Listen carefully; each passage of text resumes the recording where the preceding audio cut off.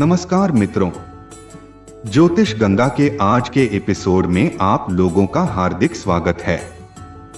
अखंड सौभाग्य का व्रत हरियाली तीज सावन माह के शुक्ल पक्ष की तृतीया तिथि को मनाया जाता है।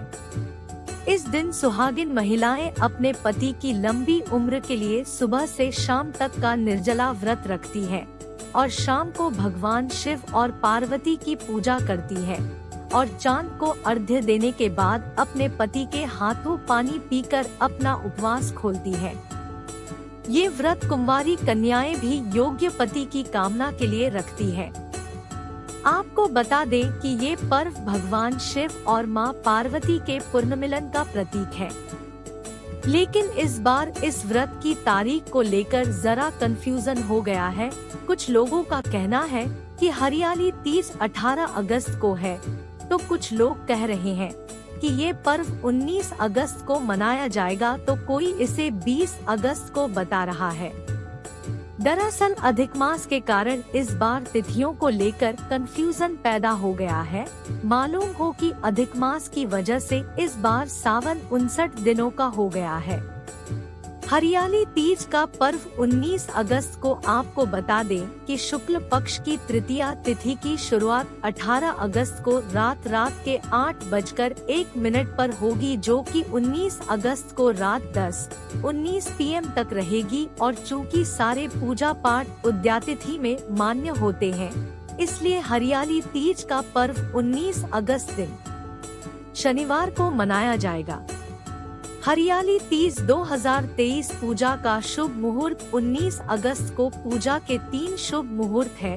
19 अगस्त सुबह के 7:30 बजे, 19 अगस्त दोपहर के 12:25, 19 अगस्त 05:19 PM। जो लोग रवि योग में पूजा करना चाहते हैं तो उनके लिए बता दें कि रवि योग की शुरुआत 19 अगस्त 2001 47 AM से होगी और इसका अंत 20 अगस्त को सुबह के 5:25 पर होगा। सबसे पहले नहा धोकर स्वच्छ कपड़े धारण करें, फिर व्रत का संकल्प लें और 16 श्रृंगार करके फिर भगवान शिव और पार्वती की पूजा करें और कथा सुने। फिर लोटे के जल से चंद्रमा को अर्घ्य दे और फिर पानी पीकर अपना उपवास खोले। हरियाली तीज प्रेम, समर्पण और त्याग का मानक है। इस दिन सुहागिन महिलाएं 16 श्रृंगार करके शिव पार्वती की विधिवत पूजा करती हैं और अपने पति की लंबी उम्र की कामना करती है। कहते हैं जिस घर की महिला ये व्रत करती है उसके घर से कभी भी सुख, शांति और समृद्धि की कमी नहीं होती है। हरियाली तीज की पौराणिक व्रत कथा के अनुसार भगवान शिव ने माता पार्वती को उनके पूर्व जन्म का स्मरण कराने हेतु तीज की यह कथा सुनाई थी। शिवजी कहते हैं, हे पार्वती, तुमने मुझे वर के रूप में पाने के लिए हिमालय पर जाकर घोर तप किया था। अन्न जल का त्याग कर दिया, कंदमूल व पत्ते खाए, सर्दी गर्मी बरसात में कष्ट सहे। तुम्हारे पिता इससे काफी दुखी थे। तब नारद जी तुम्हारे घर पधारे और कहा, मैं विष्णु जी के भेजने पर आया हूँ। वह आपकी कन्या से प्रसन्न होकर विवाह करना चाहते हैं। मैं उनकी तरफ से विवाह का प्रस्ताव लाया हूँ। आप अपनी राय बताएं। पर्वतराज बहुत प्रसन्न हुए और उन्होंने तुम्हारा विवाह विष्णु जी से करने का फैसला कर लिया। नारद जी ने विष्णु जी को यह शुभ समाचार सुना दिया। लेकिन जब तुम्हें इसकी जानकारी मिलती तो तुम बहुत दुखी हो गई। तुम मुझे मन से अपना पति मान चुकी थी और तुम अपने विवाह की बात सुनकर बहुत परेशान थी। तुमने अपने मन की बात सहेली को बताई। सहेली ने योजना बनाई और उसने तुम्हें ले जाकर एक बड़े घने वन में छुपा दिया।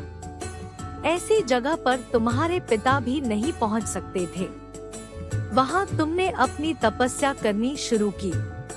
तुम्हारे लुप्त हो जाने से पिता चिंतित हो उठे। वो सोचने लगे कि यदि इस बीच विष्णु जी बारात लेकर आ गए तो वह क्या करेंगे। शिवजी ने आगे की कथा बताते हुए पार्वती जी से कहा, तुम्हारे पिता ने तुम्हारी खोज में धरती पाताल सब एक कर दिया पर तुम न मिली। तुम गुफा में रेत से शिवलिंग बनाकर मेरी आराधना में लीन थी। तुम्हारी कठोर तपस्या से प्रसन्न होकर मैंने मनोकामना पूरी करने का वचन दिया। तुम्हारे पिता खोजते हुए गुफा तक पहुँचे। तुमने बताया कि अधिकांश जीवन शिवजी को पति के रूप में पाने के लिए तप में बिताया है। आज तपस्या सफल हुई। शिवजी ने मेरा वरण कर लिया।